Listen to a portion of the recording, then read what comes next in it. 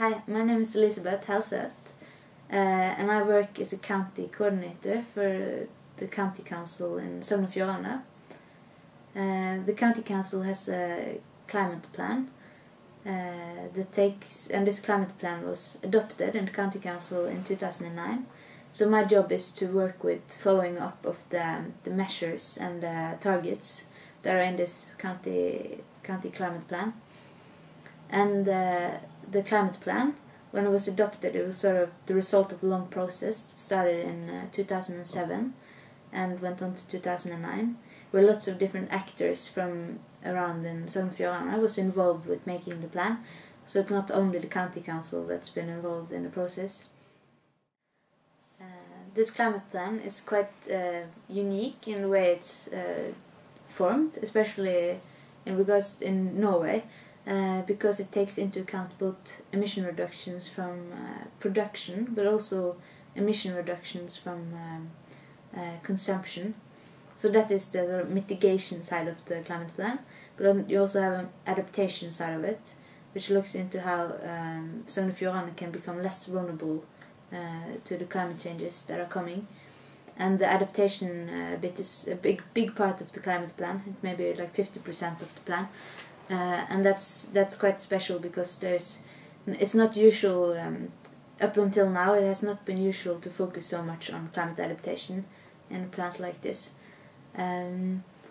So it's trying to see the climate change issues in a sort of holistic perspective. It's also important that there's lots of different actors that work together with making the plan, because that means that there's more people than only the county council that sort of has a feeling that they have a responsibility to follow up the measures in the plan and the targets. And some of the more concrete things that we're working on at the moment is, for example, a research and development project together with the Norwegian Research Institute, that we're working on finding out how you can really measure within a sector, how you can really measure that you're reducing your climate gas emissions, because there's so many different factors playing in. So sometimes it's difficult to see if you're actually managing to reduce your emissions. So we're trying to find really good indicators that can tell us if the emissions are going down or if they're stable, if they're going up, so that we can have these tools when we're working for reducing our emissions.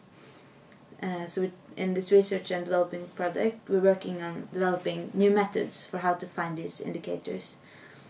And then we're also working or going to start up in 2011 a research or sort of vulnerability project that's directed at municipalities to look into what is the biggest challenges and how can the municipality be more prepared to not be so vulnerable against the climate changes that are happening, both in the sense of the physical changes that happens with the weather, or the more extreme weather or sea level rise and things like that, but also in the more society way, and how the society is built up to be less vulnerable.